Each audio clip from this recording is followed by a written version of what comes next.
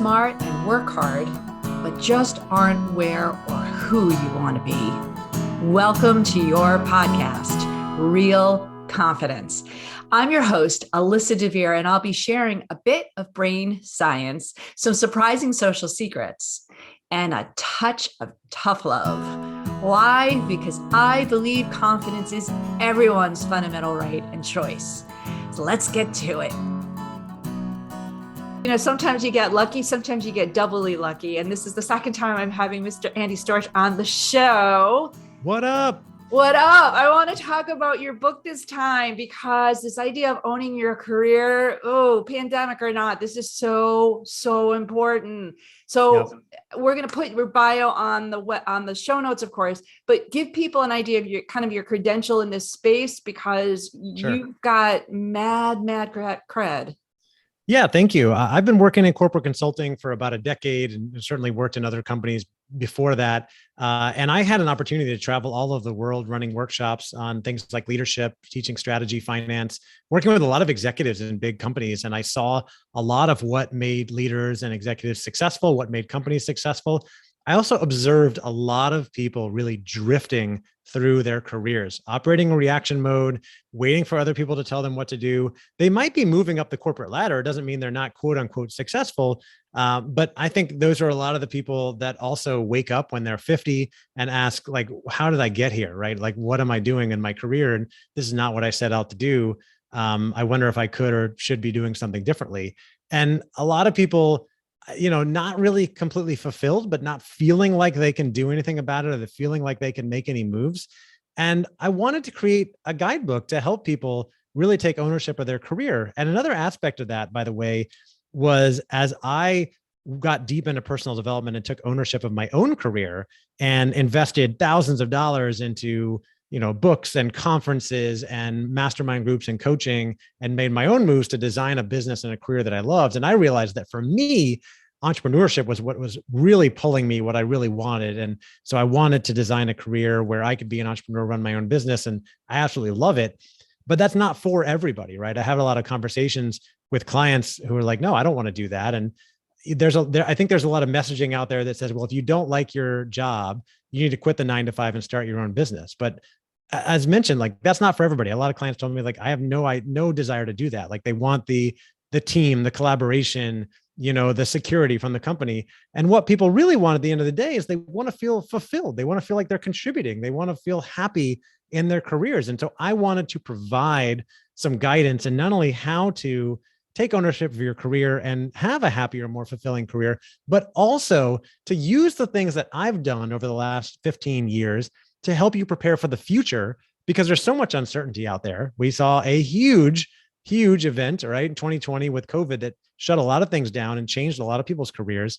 And a lot of people were not prepared for that, myself included, but I had already been doing a lot of things to help me prepare to be able to make a pivot and was able to do that because of a lot of work that I did. And I wanted to be able to help other people prepare for the future because jobs are changing all the time.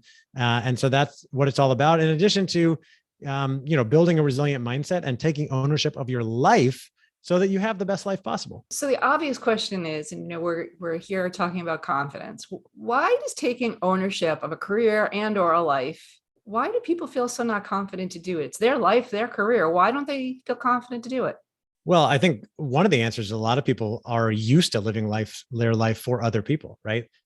They grew up with their parents telling them what to do and where to go. The chances are their parents told them what to major in college and what job to choose, right? Or maybe a professor told them to do that. And then, from one thing to the next, a lot of people get into their careers accidentally. I did as well, by the way, and that's okay. That's normal. But once people get into a career, if they even wake up and start thinking, I don't like this, I'd like to do something else, then it's fear that holds people back, right? It's fear of failure. It's fear of judgment. It's fear of rejection. Those are like the three big fears that people deal with. And it's, well, if I try something else and it doesn't work out, then what am I going to do? Right. Or I've already invested so much time in becoming a lawyer or an accountant or whatever job it is you're doing. I can't just throw that away. Which, when you're like 28 and you've been doing it for 7 years, you feel like that's a long time, but really in the grand scheme of things, you have plenty of time to do other things. But a lot of people don't think about that. Right. And so it's the fear that holds them back. they don't feel like they can do something else. They don't know how, right? And they don't know how to go about it. And I've been there throughout most of my 20s. I was drifting. I felt frustrated with my career. I didn't know where to go. I felt like I wanted to do other things, but I didn't know how to get there, what to do. And I was afraid to try stuff because I was afraid of failing and what would happen then. Yeah. Yeah. So, I mean, we talk at the Institute about the fear of failure, regret, rejections. It's right on the money here. I find it fascinating, though, because we also talk about owning your brain, right? Having that moment that you go, wait a minute, I'm in control of what I think and do, not my brain. I'm in control of the brain. I'm the driver here. Right. And that kind of wigs people out because it's a control issue, right? And when you say own something, to take responsibility for it, yeah, it is a little scary. In talking with when I say clients, people that you've presented to and otherwise, like, do they push back to like, I don't really want to own that. That's not my responsibility. Or do you feel like people are like eager to take ownership? What do you see? I think people are used to being a victim. I think people are used to being kind of told what to think and what to do. It's common in our society. And taking ownership means taking full responsibility, like you said, which means that no one else is responsible, right? One of the things I talk about in my book, I share the no complaining challenge, is to stop being a victim and stop complaining about other people, right? Because complaining feels good in the moment. It means, oh, someone else is responsible for my unhappiness right now. It's not me, right? But when you stop and you analyze it, and one of the things I learned from a leader I worked with many years ago, this is going like a decade back, she introduced this concept to me that she had read about, which was this idea that you take full responsibility for every situation, no matter what, and see what it does for you. And it's really eye-opening, right? When you get cut off in traffic and you want to just like get angry at that other person, complain about that, and instead you turn it around yourself and go, oh, I wonder if I could have left earlier, or if I could have changed lanes, or like, does this even really matter that much? And start really getting curious and asking yourself questions. And that's the other challenge or problem, is owning your career starts with self-awareness and self-reflection. And most people in the corporate world don't take time for that. And I think when I introduced that concept in a lot of companies, it's so new and uncomfortable to tell people, forget email for a few minutes and go sit down with a cup of coffee or tea and a journal for like 30 minutes with no distractions and just think and write about yourself. And what do you like and not like about your life? What are your strengths and weaknesses? What are your values? What do you really care about? What do you like and don't like about your job? And like, do you really want to be doing that? Or do you want to do something differently? And if you're honest with yourself, could you do something differently? And how would you go about doing that? And then you can start making a plan. But most people never take the time to do that. They just don't. And it's sad. And so like, I'm on this mission to encourage people to do something as simple as sit down with a journal, something you and I have probably done hundreds of times, and just reflect and think about yourself and your life. Yeah, for sure. For sure. I can't remember which one of my books. So needless to say, I know it's not in the latest one, but I do remember writing that the saddest day in everybody's life is the day you realize your parents are flawed, right? That they're human. I think the second day might be if you have a job and you realize your boss is also human, right? Like you're expecting your manager to tell you what to do, what direction to go in, or somebody in management or HR or whoever it is. And there is that rude awakening. And yes, most people will complain, right? Oh, my manager sucks and I'm going to leave because my manager sucks, which is common. Yeah. But what you've just said is grow up, people. Like, this is your life, not their life. They're human. Yeah. Get on with it. And take ownership. And your manager might suck, by the way. Yeah. But take some responsibility for the situation. Are there things that you can change? And if it's unchangeable and you just can't take that anymore, then go get a different job, right? Like, we live in a time and everybody's situation is different. Everybody's on their own journey, right? But it's never been easier to find another job, to find another opportunity than it is right now in 2022. Just get onto LinkedIn and start searching, right? Yeah, but stop assuming that everybody's there, that's going to pamper your life because they're worried about their own life. I mean, I have older kids than you do, right? Admittedly. Yeah. And sometimes it's really hard not to tell them what to do, right? Yeah. But it's not even a dependency issue. It's that I want them to have the ability to pick up and make decisions. And confidence. My husband's a teacher, like even he sometimes panders to them. And I think that that's part of our society. We have to stop doing that to each other, but at least be aware when it's being done to us too, right? And by the way, old or young, right? My kids are young. I take them to the playground. I observe parents directing their kids, don't do this, do that, be careful. And I cringe. I don't think it's going to, not that I'm some expert parent, but I don't think it's going to serve them well later, because this is how it starts, right? We're being told what to do all the time. And that's where a lot of people start and end up living a life for other people, which is, we talked about how we got here. And, it often holds people back. And then they wake up later. You mentioned that. And one of the things I wanted to go back to, I'm sure you're aware of this, and I mentioned this in my book. There's a famous book written by a woman in Australia called The Top 5 Regrets of the Dying. And, she interviewed several people on their deathbeds, right? And the number one most common regret was, I did not live a life true to myself. I wish I would have lived a life true to myself. And like, that's the impetus of all of this right here. That brings it all together. Like, people are living lives for other people. They're living out of fear, right? I'd like to try this one thing, but I'm afraid that someone might judge me or reject me or make fun of me. So I'm not going to do it. And then you get to the end of your life, and, I haven't been there yet, but it's one of the things that strongly drives me. Is I think about getting to the end of my life. I think about my older self, my 60, 70-year-old, 80-year-old older self, asking that question, what do I wish I would have done? And my older self always tells me to take the chance and go for it almost all the time, right? Because they want me to give it my best shot, live life to the fullest. And my mission is to live life to the fullest and inspire other people to do the same. Yeah, no, I love it. I love it. Yeah, I get into trouble a lot. And maybe it's the New Yorker, it's born and bred a New Yorker in me. And now New England, we're not terribly shy with the way we think and feel. But, when people say to me, how do you deal with imposter syndrome? It's the same issue for me. It's like, knock it off. Like, take ownership of your life, and take ownership in the way that says, okay, I'm feeling a little wiggy. How am I going to fix this right now? It's easy to say, knock it off. It's easy to say, take ownership. Right. So here's what we're going to do. We're going to take a little break, just give a little sponsor love, but I'm going to cue you up because I want you to tell people how to take ownership of their career and their life. And we'll be right back. This podcast was sponsored by the American Confidence Institute. ACI trains smart, hardworking people how to use basic brain science to more effectively coach themselves and others. ACI is endorsed by top universities, the Strategic HR Management Association, and International Coaching Federation. Learn more about ACI's uniquely empowering keynotes, workshops, e-classes, and coaching certification at www.americanconfidenceinstitute.com. So we're back with Andy Storch, Own Your Career, Own Your Life, author of, amongst other wonderful accomplishments. Andy, we got to get into how to do this now. We've talked about why and why it happens and all that good stuff, but let's get to nuts and bolts. Somebody is in a career. Let's focus on that for now. They're in a career and they're like, don't love it. Not sure I want to continue. I don't know what to do, but they've never really picked themselves up by the bootstraps, so to speak. So how do they do that?